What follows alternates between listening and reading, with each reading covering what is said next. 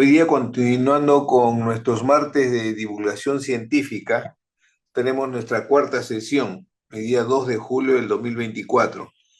El tema a tratar es efecto del uso de Dornasa alfa versus fibrobroncoscopía como tratamiento de atelectasias persistentes en niños con cardiopatía congénita, un estudio retrospectivo. Tenemos como ponente a la doctora Patricia Yaque. Ella es neumóloga pediatra, coordinadora del servicio de neumología de nuestro instituto. Es médico revisor de la Revista Peruana de Medicina Experimental y Salud Pública, con maestría en Ciencias de la Investigación Epidemiológica por la Universidad Peruana Cayetano Heredia. Es tutora de residentes de neumología pediátrica de la Universidad San Martín de Porres. Doctora Patricia Yaque, buenas tardes, bienvenida y puede continuar. Gracias por la presentación. Definitivamente las atelectasias son una complicación común y potencialmente graves en niños en general y sobre todo en pacientes que tienen cardiopatía congénita. Les traigo este estudio que publicamos en el año 2023, que tiene como título Efecto del uso de Dornasa alfa versus fibrobroncoscopía como tratamiento de atelectasias persistentes en niños con cardiopatía congénita, un estudio retrospectivo. La atelectasia es una pérdida en realidad del volumen, que puede ser de todo el pulmón, puede ser de un lóbulo o un segmento.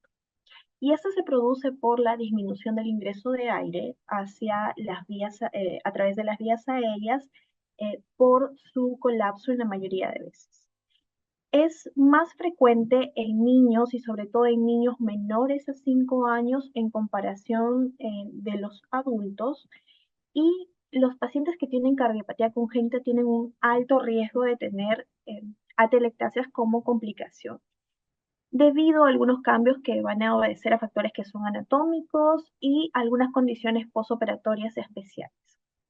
Definitivamente, luego del periodo quirúrgico en el cual se corrige una cardiopatía congénita, suele haber inflamación tanto de las vías aéreas como del parénquima pulmonar, con edema tisular, secreción de moco, lo que predispone a atelectasias. Además, estos pacientes con mucha frecuencia, cuando tienen una cardiopatía congénita, lo que se hace es disminuir la cantidad de líquidos que se les aporta. Además, se administra diuréticos, lo que hace que las secreciones ya presentes en la vía aérea sean muy secas y tengan propiedades viscoelásticas que dificultan el clearance mucociliar y por lo tanto su eliminación de las vías respiratorias.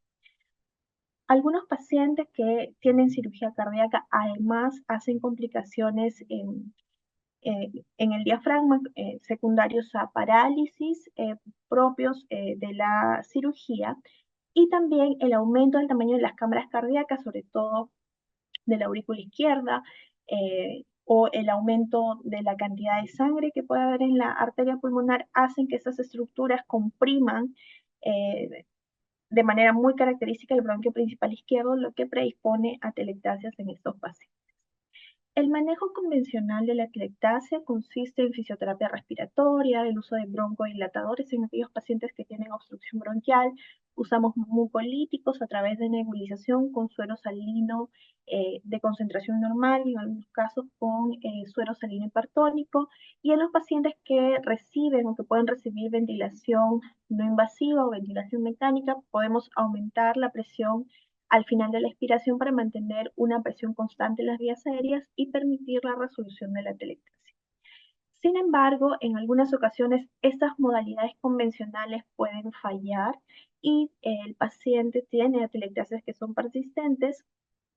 En estos casos, las opciones terapéuticas son escasas y tenemos básicamente la broncoscopía, que es un procedimiento endoscópico de la vía aérea a través del cual podemos evaluar si hay alguna compresión extrínseca en la vía aérea, pero además podemos hacer lavado broncoalveolar que permite la resolución de atelectasias.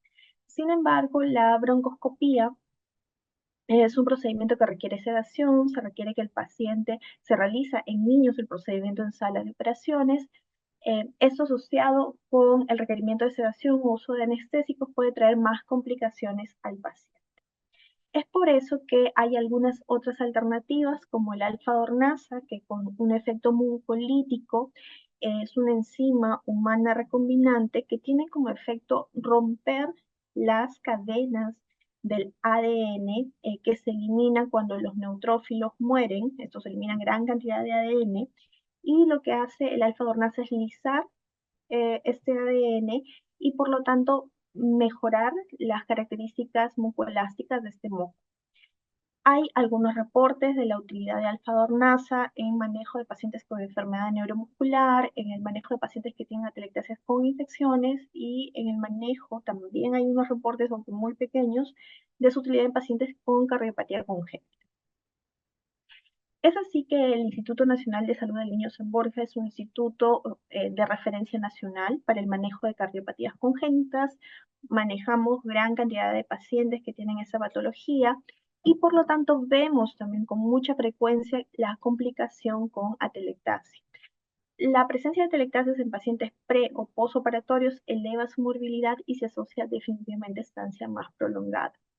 No hay una evidencia suficiente de la diferencia o beneficios del uso de alfa-dornasa versus el uso de broncoscopía, sobre todo cuando la terapia convencional ha fallado. El objetivo del estudio es evaluar el efecto de la dornasa alfa versus la fibrobroncoscopía en el manejo de atelectasias persistentes, es decir, que han fallado la terapia de primera línea en niños que tienen una cardiopatía congénita.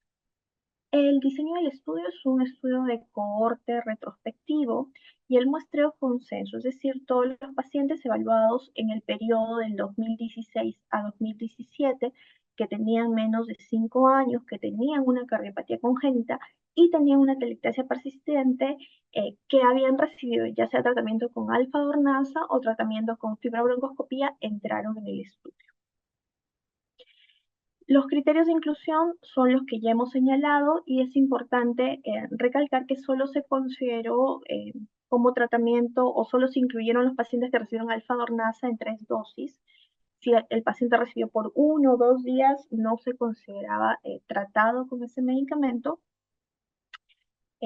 Y se excluyeron a los pacientes cuya historia clínica estuviera incompleta, sobre todo para datos que constituían parte de las variables de estudio, o aquellos pacientes que tenían malformaciones pulmonares congénitas como CIPAM o hiperinsuflación lobar congénita, aquellos pacientes que tenían enfermedades pulmonares crónicas como fibrosis quística o desinsistencia ciliar primaria, o aquellos pacientes que tenían enfermedades neuromusculares. Estos pacientes no entraron en el estudio.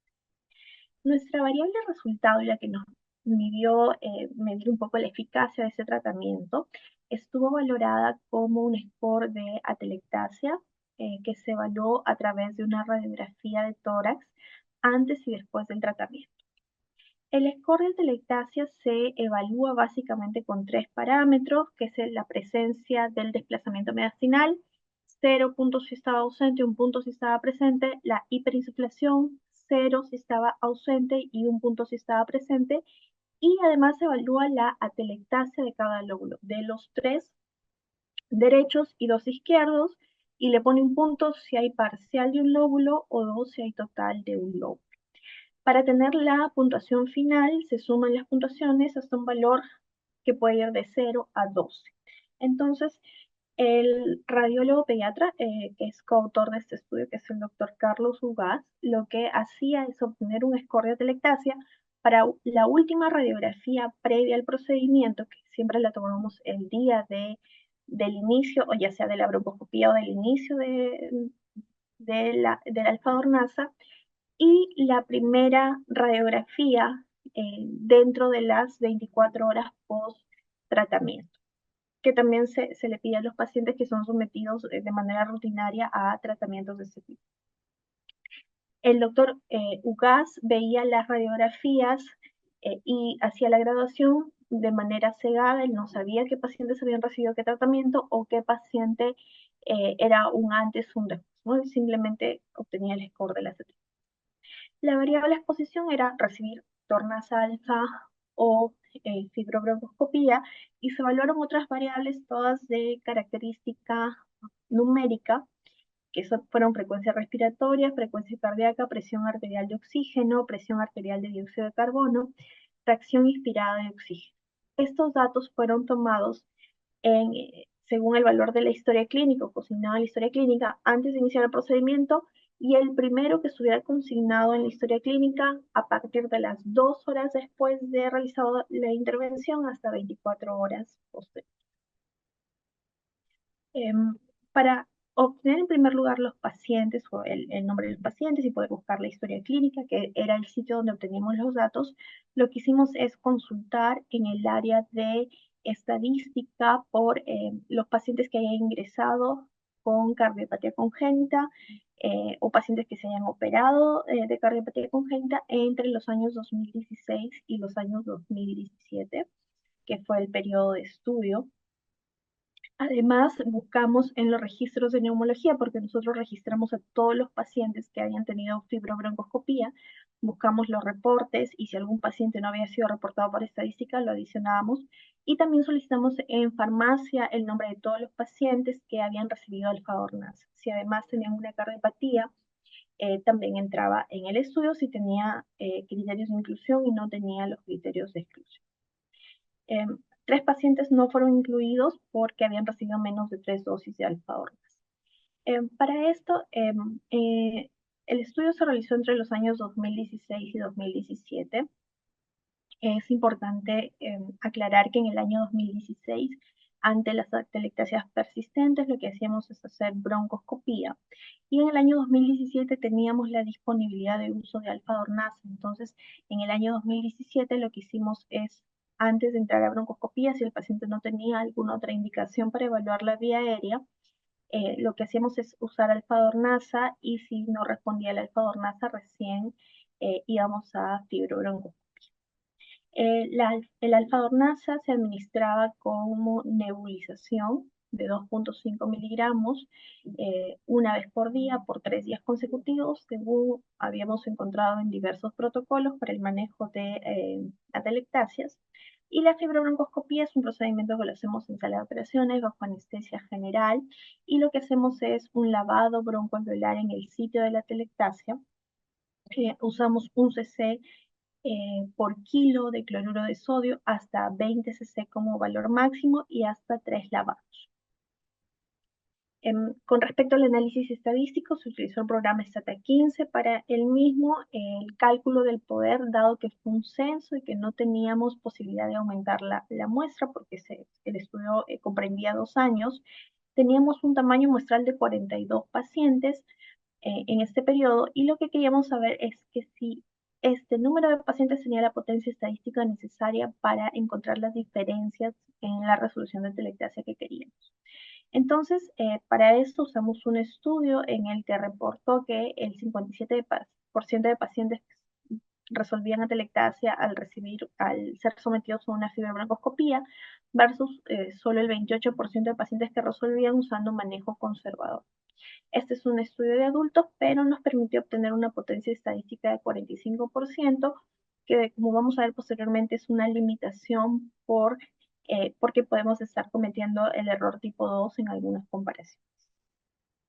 En las pruebas estadísticas que usamos, las variables categóricas, por supuesto, las reportamos como frecuencias absolutas y relativas, y las variables numéricas las reportamos con medidas de tendencia central y dispersión según la normalidad. Y para el análisis bivariado usamos una prueba de test student para datos pareados, y la significancia estadística fue del 95%. Con respecto a los aspectos éticos, tenemos que el protocolo de investigación fue aprobado por el Comité de Ética del Instituto Nacional de Salud del Niño San Borja. Se otorgó la exención del consentimiento informado por ser un estudio retrospectivo y donde no íbamos a tener un contacto directo con los pacientes, y como tal, la principal brecha suele ser la confidencialidad. Sin embargo, los datos se almacenaron de manera anónima, solo asignando un código a cada paciente. Entre los resultados principales, un total de 43 pacientes El 60.5% había recibido tratamiento con alfa-dornasa y el 39.5% con fibrobroncoscopía. La mediana de edad fue 5 meses, con un rango intercuartílico de 3 a 10 meses. El 53.5% de mujeres, de los pacientes fueron mujeres. La mediana de días de hospitalización fue 51 días, con un rango intercuartílico entre 30 y 105. La cardiopatía más común fue el CIB en el 22% de los casos y la parálisis diafragmática, la comorbilidad más común, presente en 5 de los 43 casos. 12 de los 43 pacientes que ingresaron en el estudio tenían cromosomopatías y de estas la más común fue el síndrome de Down. Con respecto a los resultados, tenemos en pantalla las características de los pacientes que ingresaron en el estudio, y lo que vemos o lo tenemos en la tabla 1 es una comparación de las características basales de los pacientes que recibieron Tornasa alfa y fibrobroncoscopía. En principio queríamos saber que quizás la frecuencia de comorbilidades o la gravedad de estos pacientes sea aproximadamente la misma en un estado basal antes de recibir el tratamiento. Y lo que encontramos es que no había diferencia ni en la edad, ni en el tiempo de hospitalización, ni en las complicaciones postquirúrgicas, ni en las comorbilidades, ni en el score radiográfico postprocedimiento, ni en la cantidad de pacientes fallecidos. En la única característica que hubo diferencia estadísticamente significativa fue en el score radiográfico preprocedimiento, teniendo los pacientes que fueron sometidos a fibrobroncoscopía un score más alto que los que recibieron alfa-2. Esta es la tabla 2 que nos muestra el análisis bivariado de los parámetros antes y después de acuerdo al tipo de tratamiento recibido. Y lo que vemos es que no hay diferencias entre los parámetros antes o después, ni en los pacientes que reciben alfa-dornasa ni fibrobroncoscopía con respecto a la frecuencia cardíaca, presión arterial de oxígeno, presión arterial de CO2 o la fracción inspirada de oxígeno que recibieron. Sin embargo, sí hubo una diferencia estadísticamente significativa con respecto a los pacientes en que con respecto a dos variables. Uno es la frecuencia respiratoria en los pacientes que recibieron fibrobroncoscopía. Los pacientes que eran sometidos a fibrobroncoscopía tenían de manera significativa menor frecuencia respiratoria luego del procedimiento. Y además se encontró que en ambos tratamientos, tanto los pacientes que recibieron alfa-dornasa como los que recibieron o fueron manejados con fibrobroncoscopía, ambos grupos tuvieron una disminución significativa en el score de atelectasia luego del procedimiento.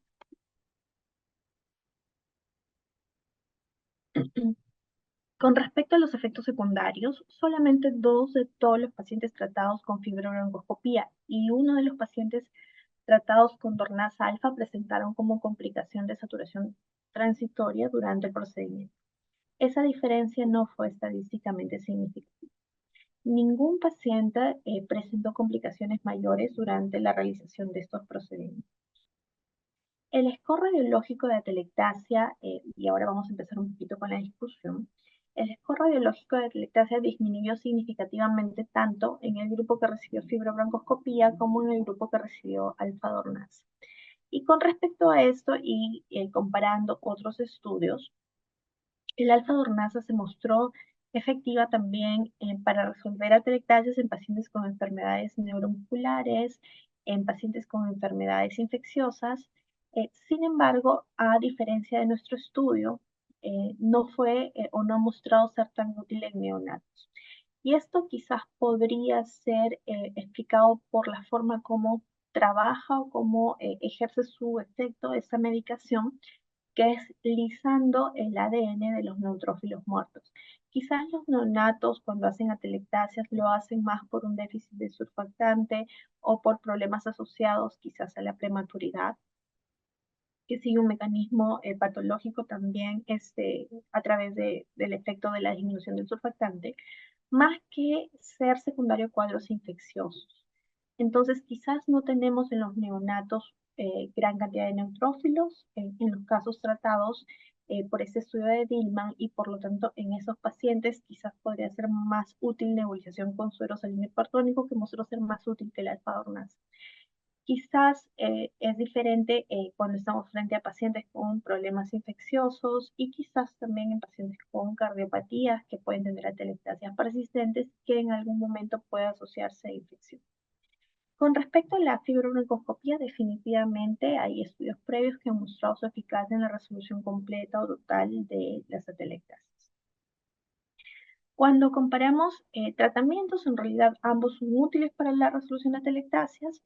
Sin embargo, hay algunas diferencias que debemos considerar. La alfa-dornasa tiene la ventaja de que no es invasiva, tiene menor riesgo de complicaciones asociadas a procedimientos invasivos como la fibrobroncoscopía.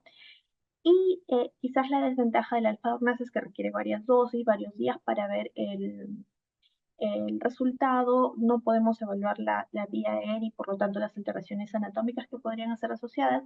Y otro problema en nuestro país es que el alfa-dornasa no se encuentra en el PNUD, ¿no? Entonces requiere ciertas autorizaciones para ser usados, pero todavía la evidencia de su utilidad para otros diagnósticos diferentes al de fibrosis quística son, como vemos, vienen de estudios pequeños y son con ventajas parciales. Con respecto a la fibrobroncoscopía, sí tiene la ventaja de que podemos ver la vía aérea y podemos detectar broncomalacia, compresión extrínseca de la vía aérea, estenosis o otras patologías de la vía aérea que se asocian con mucha frecuencia a cardiopatía. Sin embargo, la principal desventaja puede ser que se realice, que el procedimiento es invasivo, requiere que el paciente esté bajo anestesia general.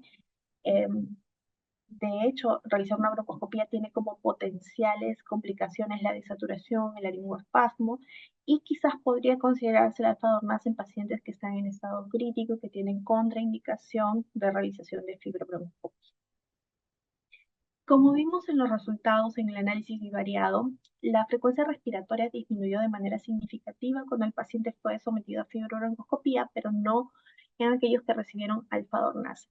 ¿Podría ser esto por la potencia insuficiente para detectar los resultados? Sí, podría ser, porque nuestro tamaño muestral es pequeño, pero también podría explicarse porque medimos la frecuencia respiratoria a partir de la primera medición luego de las 2 horas del procedimiento, y sí podría ser que la broncoscopía, al tener un efecto mecánico de extracción manual de moco de las vías aéreas, podría ser más útil en la mejora inmediata de la frecuencia respiratoria. Con respecto a la seguridad, vimos que son pocos efectos adversos y realmente son leves, y esto coincide con otros estudios como el de Thornby y colaboradores, donde ellos reportan también que el alfa-dornasa es un medicamento bien tolerado, y con Carroll y colaboradores, donde se reporta que la fibrobroncoscopia es una opción segura y útil.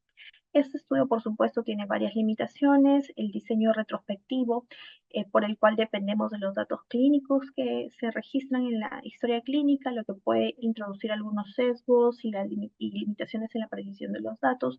Definitivamente, los pacientes que estaban en UCI teníamos un registro mucho más preciso. Sin embargo, los pacientes que iban a piso a veces pasaban varias horas para que estén registradas sus funciones vitales. No se registraron otros tratamientos que podrían ser de utilidad en el paciente, las nebulizaciones con hipertónico, la frecuencia de fisioterapia respiratoria o incluso el tipo de atelectasia, si era pasiva o era obstructiva, tampoco se reportó. El tamaño de la muestra es una limitación con respecto al poder para poder ver diferencias que existen, y claro, se realizó en una única institución, no se ha hecho en otras instituciones, lo cual eh, pienso que no limita la extrapolación de datos porque se ha hecho en una institución que es de referencia nacional. Como conclusiones, el alfa-dornasa y la fibrobroncoscopía mostraron ser útiles para mejorar el score radiológico de atelectasia, y ambos tienen escasos efectos adversos en niños con cardiopatía congénita. Estas son las referencias bibliográficas usadas, y me gustaría agradecerles por su atención, y también a Carlos Ugaz, que es mi amigo y que creo que no lo mencioné en un inicio, pero él es coautor, él ha revisado toda esta información y por supuesto nos dio un valioso reporte sobre el score radiográfico. Muchas gracias. Estimada doctora, muchas gracias por la presentación, muchas gracias por haber aceptado la invitación del día de hoy para compartir acerca de la publicación que realizó y como usted menciona, como coautor el doctor Ugaz, Carlos Ugaz. El doctor Ugaz nos acompañó en la sesión anterior y nos compartió también algunos conceptos importantes que motivaron a nuestros participantes en el desarrollo de sus investigaciones. No tenemos preguntas en el chat, pero me gustaría, doctora, que para terminar la sesión del día de hoy, nos brinde algunas palabras para aquellos investigadores que recién están iniciando en el campo. Nos acompañan no solo profesionales especialistas, sino también algunos alumnos que están motivados por todas las actividades académicas que realizamos, se encuentran motivados por las publicaciones que tenemos. Y repito, doctora, agradecería que comparta usted algunas palabras dentro de toda su experiencia investigando, publicando y como revisora también en una revista muy importante en nuestro país. ¿Qué palabras les podía decir, doctora, como motivación para esos investigadores que recién inician en el campo? Desde que estaba en la universidad, siempre la investigación me llamó mucho la atención, mucho, mucho, pero quizás sí tuve la limitación de que no encontraba la forma cómo aprenderla o cómo saber cosas que veía que la gente sabía, cómo interpretar un estudio, cómo hacer un diseño. Y fueron cosas que las fui siguiendo hasta que bueno, luego hice una maestría y ahí las pude aprender, ¿no? En realidad, mi principal trabajo ahora es atendiendo pacientes.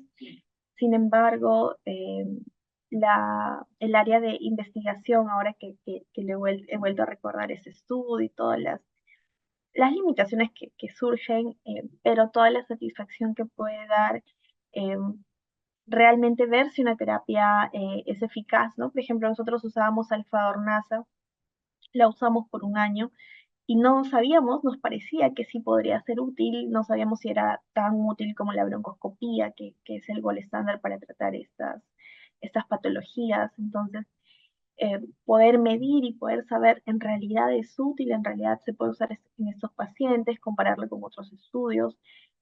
Creo que es la forma más cercana de hacer ciencia, de encontrar la, o digamos, la mejor manera de encontrar qué es lo útil cuando no hay evidencia suficiente, sobre todo en niños, ¿no? Porque uno no siempre entra en la literatura y todo está escrito, todo está claro. Muchas cosas hay que reportarlas en base a lo que hacemos.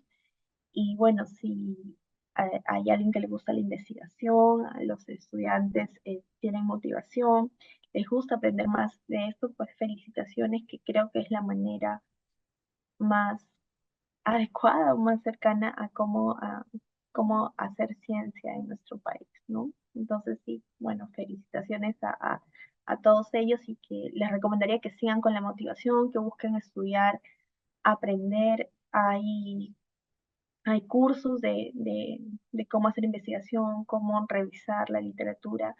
Entonces es aprender y luego hacer y así se va aprendiendo, se va teniendo más experiencia y eso, ¿no? No todo está respondido, hay muchas cosas por responder, incluso en nuestro país, incluso a veces no hay los medios económicos para hacer una investigación, de repente un ensayo clínico, pero sí podemos reportar de la mejor manera posible lo que vamos o algo de la experiencia que se va teniendo, sobre todo en estas patologías que no son tan comunes en niños y no hay tanta evidencia disponible.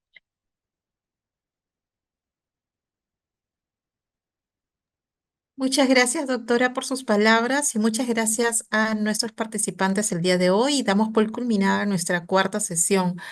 Doctora, acá antes de culminar, el doctor Apolos Baltasar nos pregunta, ¿se puede usar alternativamente las nebulizaciones con alfa-dornasa y también fibroscopía, ¿se sumarían los efectos a beneficio del niño? Mm, ya. Siempre que damos tratamiento en niños, o al menos lo que tratamos de hacer siempre es usar eh, lo mínimo que sea útil o lo mínimo que sea, digamos, efectivo en el paciente. Recordemos que la fibrobroncoscopía es un procedimiento en el cual el paciente es sedado y la sedación se asocia de todas maneras a, eh, a problemas, no problemas, pero sí cuando se ha evaluado scores de aprendizaje o de memoria, se podrían ver alterados por la sedación. Durante el procedimiento puede haber laringoespasmo, broncoespasmo, desaturación. Entonces, tratamos de reservar, más que sumar todos los tratamientos para que sean más efectivos, tratamos de reservar lo que tiene indicado el paciente. Actualmente no tenemos disponible el alfa-dornasa para todos los pacientes, pero podría usarse en un paciente que tiene atelectasia persistente, una atelectasia de origen obstructivo que no responde al tratamiento, si el paciente está en un estado crítico. Si el paciente tiene una telectasia que no responde, por ejemplo, al alfa-dornasa, en ese caso iría a broncoscopía, no lo sumaría desde un principio. Si tuviera disponibilidad de los dos tratamientos, lo que haría es primero alfa-dornasa y segundo broncoscopía. Si requiero evaluar la vía aérea de un paciente de entrada, antes que alfa-dornasa usaría la fibrobroncoscopía porque ahí sí me permite evaluar la vía aérea y ver si hay compresión extrínseca o si hay estenosis.